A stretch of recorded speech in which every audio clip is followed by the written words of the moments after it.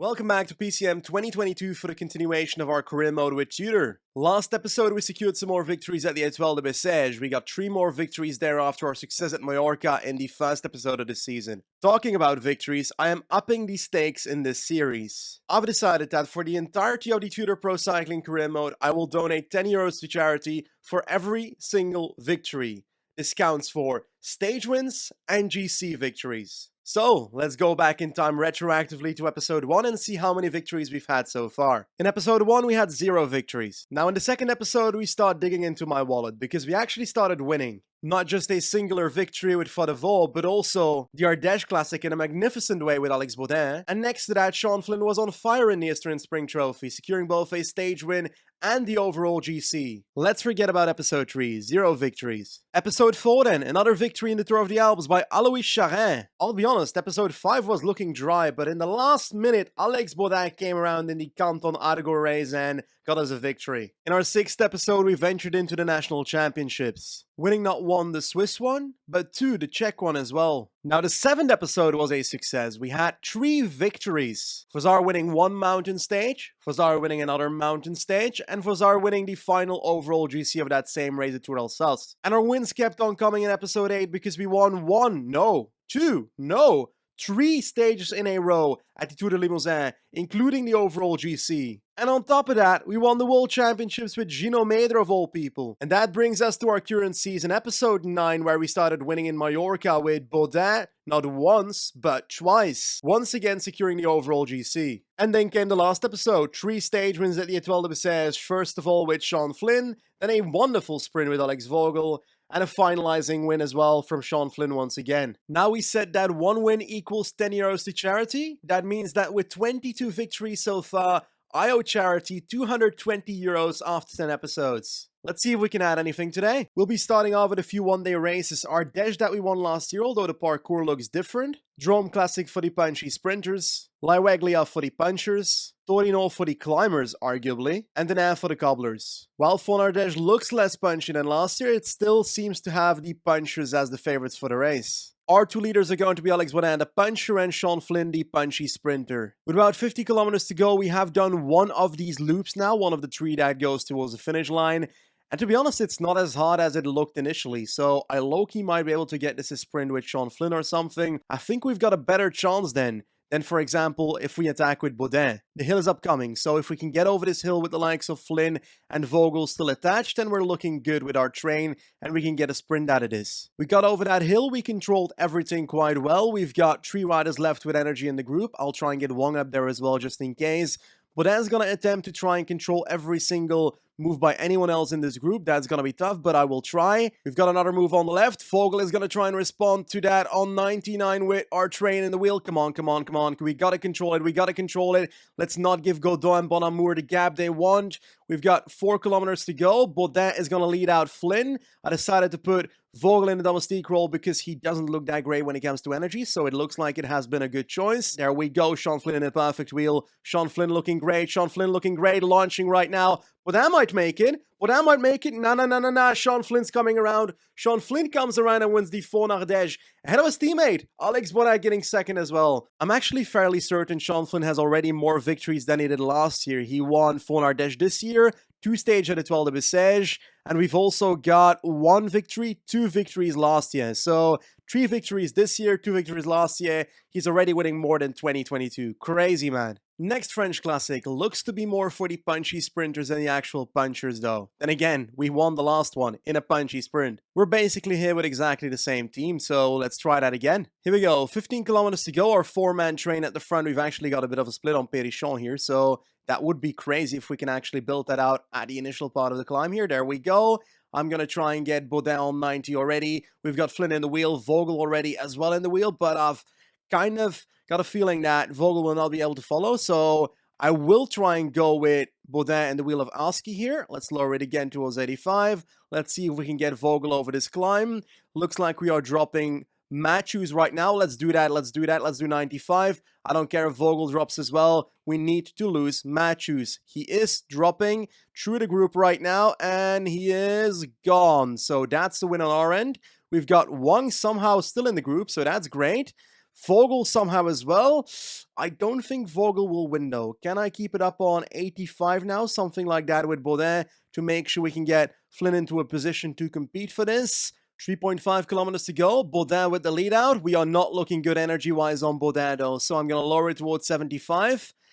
I don't know what to do now with Flynn. If I move to the front, I'm unlikely to win from the front position, but I'll do it anyway, because I'm doing stupid stuff in the sprint, I guess. We're going to try and go right now in the last kilometer. Pacher flying past. Fast man, though. Nylands, Pacher. Flynn tries to come around last minute. Flynn can take it. Yes, yes, yes. 2 victories in a row for the team. We take home the Drome Classic. I feel like I'm unfair towards Gustav Wang saying that he's only a time troll. His 69 hill, he's really versatile as a domestique, especially on a good day. He was one of the riders that launched it for our team just before Baudin did. So really well done by the lad, and he's part of the reason that Sean Flynn ends up winning this race. Next up, Trofeo Laigueglia. We've got our punchers here. Baudin, Van Eetveld, Flynn as the punchy sprinter again. So our team is strong. I was about to say so is the competition, but I think it's actually a doable competition this time. Then again, 78 hill for Luca Coviglione-Bardiani.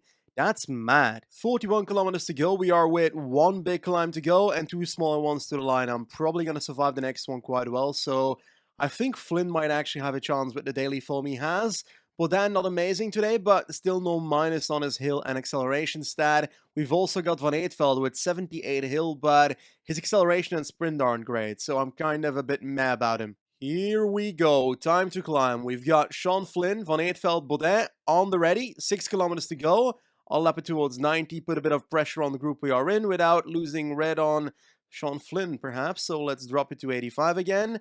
Let's make sure we can follow any move that happens. We've got Ferraz going on the right. Let's go 95 to follow that into the descent. And Eshel on the other 2 riders, Van Eetveld and Sean Flynn right now. We're looking really good. Gotta make sure the tempo is quite mad right now. Last 2.5 kilometers. Van Eetveld is going to launch. Not yet, not yet, not yet, not yet, not yet, not yet, not yet. Wait, wait, wait. Baudin can launch. Van Eetveld now. Sean Flynn right now with 1 kilometer to go. Otruba on the left. Prades on the right. Sean Flynn versus Prades. Flynn versus Prades. Flynn takes it again. We've got 3 victories in a row today.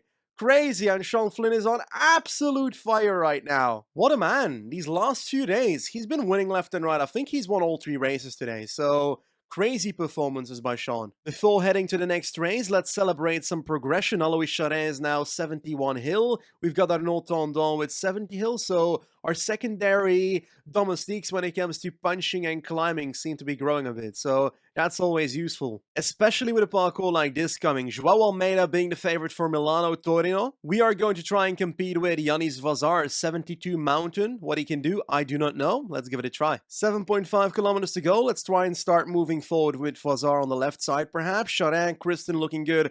Romeo looking good as well to help out. Let's use energy gels on Romeo already. Kristen can start doing that pretty soon as well because the climb is about to start. Superga a bit shorter than I thought it was, to be honest. Ooh, they are flying past me, the riders. Oh god, come on. Ulysses, don't block me. Ulysses, don't block me. Don't block me. Don't block me. Good. Albanese is blocking me a bit though. Can I move forward? That is the question.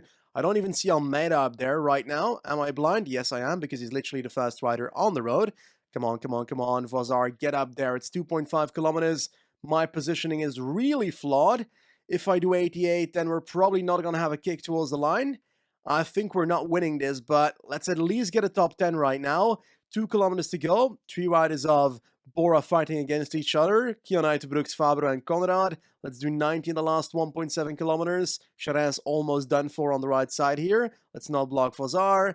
Let's move forward on 92, something like that. I think it kinda, no, it doesn't flatten out towards the line. We're still looking decent, but we don't have the red to kick for it. So I don't think we can actually win here, but at least we can pretend to be fighting for the victory just at the back of this group. That's kind of what's happening. An American is fighting for it. Quinn Simmons right now looks to be the rider at the front. Kian Uiterbrooks coming around on the left. I think Kian Uiterbrooks might be coming close, but Simmons celebrates, so I'm guessing Simmons wins, yes, head of Almeida, and Kian Uiterbrooks gets third. It's simple, that race was too hard for us. Yanis Vazar 10th, so we've got our top 10. Pretty nice though. On to a very different kind of race now. GP de Denain, basically a bit of a preparation race for Roubaix for many people. We've got some riders that can get over cobbles, like Gage Hecht, 71, the most in our team, but also a Sean Flynn or a Vogel who can somewhat get over cobbles, but have more sprint than a Gage Hecht. So I guess the way the race goes will decide who we go for. Took us quite a bit of time, but we got someone in the breakaway. Stian Fredheim with 69 cobble on the day, so not actually too bad. We've got a breakaway of 12 riders on a parkour that includes cobbles. It's always useful to have someone ahead, because that way, if the peloton reaches the cobbles and the breakaway reaches the cobbles, the rider in the breakaway might get further into the race than if he was in the peloton. 95 kilometers to go. Fredheim still looking good in the breakaway. In the peloton, we've got Vogel and Hecht protected, because Vogel has a better day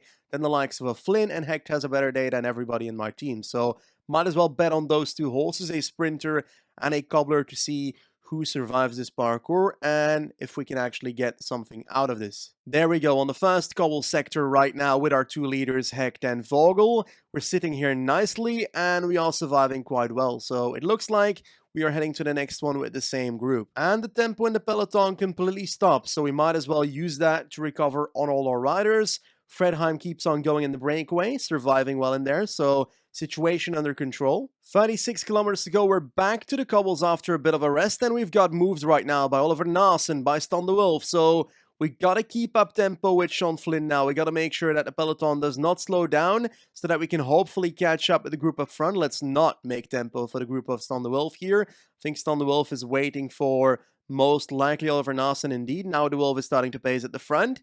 Let's see if we can crawl back on this second cobble sector, because that's a pretty strong group up the road, I'm afraid. I think it worked. I think we caught them, so that's nice. Fredheim here as well now, but he's kind of done for, so he can try and use his last energy to defend Sean Flynn a bit.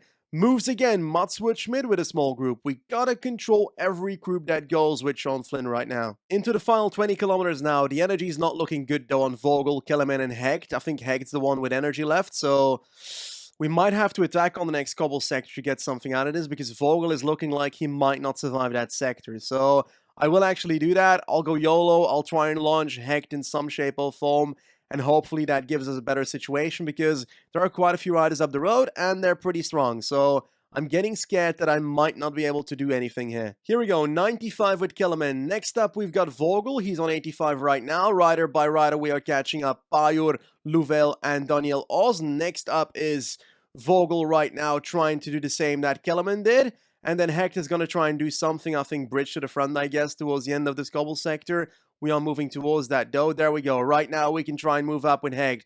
We've got Oliver Naassen with us, but an entire group in our wheel, basically. Can we get away somehow with a smaller group? It looks like we can. Let's see if we can work together now to get towards the front group. The Wolf in here, so Naassen won't help me. Come on. Oh, he actually does. Thank you, Naassen. Thank you, my friend. 3.5 kilometers to go. We're nearing the wheel right now. I'm so scared. They're launching. They are launching. Can I follow Oliver Naassen here? Louvel. I'll follow Louvel. Come on, Louvel. No, Louvel. You betrayed me. You betrayed me, Louvel. You are done for. Last kilometer incoming. Can I move up 87? Come on. I'm done for. I chose the wrong wheel. Should have stuck with Naassen, but the front group is winning anyway. Walscheid comes around. Max Walscheid wins. GP Denain. I think we're going to be just inside of the top 10. Are we 10th? 10th indeed with Gage Hecht. That's actually not a bad result considering the competition. I'm pretty happy with that. Time for a generic sprinting classic then. Per Sempre Alfredo, a flat finish. Alex Vogel's gonna be our sprinter with 75 sprint with a lead out of Sean Flynn, Fredheim, Gage Hecht, Wang, so a proper lead out. Looks like Vogel woke up on the wrong side of the bed today. Minus 308, that's not great. We've got Flynn at a +1, but he's still worse when it comes to a sprint stat than Vogel. But with a 74 versus a Vogel with 75 but with terrible secondaries, I think I'm gonna go with Sean Flynn today. 21 kilometers to go, a break of 9 about to be caught, but as you can see, my train is a bit odd. Fredheim and Vogel at the front. That's because their energy is not good enough to actually be a lead out eventually towards the end for Flynn. So I'm gonna have to improvise. I'm gonna have to use Hecht as lead out. I'm not sure what that is going to offer, but we'll give it a try. Fredheim will try and control as much as possible whoever tries to get away. And if I can do that, then we can get this to a final sprint. Looks like Inkhorn is attacking for Team Ukyo together with Kule and also Robert. We can control this. Last 6 kilometers, we've got 3 riders with energy left. That's not much, so we're gonna have to do whatever we can with the riders we have. Wang's about to be done for. Energy shells on both Hecht and Flynn. Come on, guys. We can bring this to the line. Looks like we've got Breukten and so forth getting Colze to the line. Now it's Hecht that needs to move forward. Can he do it? So far he can. Flynn in the wheel. I'm going to try and move up now on the right here on 95. Hopefully that works out. Oh, not really. Menton's kind of blocking me in. Can I move a bit faster? 97. Heck, wait. Right now. Nah. This is not good. This is not good. I will try and launch before the corner with Flynn. Here we go. And we are behind everybody. This is not going to be our sprint. We're going to be getting a top 10 in the sprint. The win is going to be for Moschetti for Caja. 9th is where we finish. One thing is certain, the last 3 races of today's episode have been worse than the first 3. But hey, we really can't complain, can we? Laigueglia, Drome, Faun-Ardèche, Sean Flynn, absolute fire today's episode. And some more great news. Faudevaux is now 74 sprint, 74 acceleration, getting closer towards Alex Vogel as well, so our sprinting squad getting better and better. Throughout the last few episodes, I've been doing some scouting behind the scenes, and we found quite some talent when it comes to time trial. Gabriel Elsner, a Swiss guy, and Maxence Prigent, both with 69 time trial at the age of 17. A signable age, 71 resistance on Elsner, which is crazy, but I low-key have the feeling that Maxence might be the interesting one, because this man has mountain and hills also as qualities, which means that his time trial stat, 69, his other stats must be similar to that, so that's the one I've got my eyes on, and that's one I hope that is a very talented Frenchman. With our 3 new victories today, that means 30 euros in the pot towards charity. My wallet is in pain, but hey, it's worth it. Thank you very much, and I'll see you soon. Goodbye.